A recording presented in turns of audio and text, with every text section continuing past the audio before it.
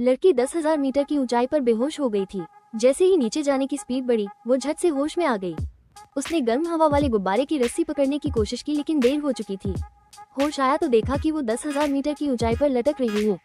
तापमान लगभग -40 डिग्री था। ऐसे में वो धीरे धीरे ठंड से मर जाती।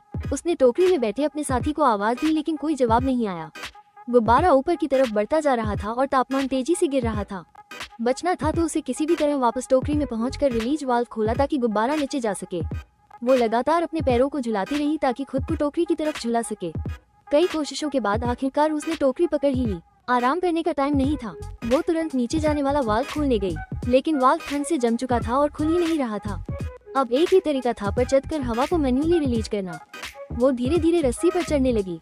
पता नहीं कितना समय बीता पर वो आखिर बलून की साइड तक पहुंच गई। यहाँ चढ़ना बहुत मुश्किल था।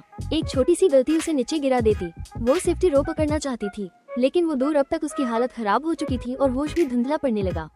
बेहोशी में ही उसे अपने साथी की झलक दिखाई दी, जिसके बारे में उसे पता नहीं था कि वो जिंदा है या नहीं। किसी ने उसके अंदर जीने की इच्छा फिर से जगा दी। उसने पूरी ताकत लगाए अपना शरीर मोड़ा और पास की रस्सी पकड़ ली।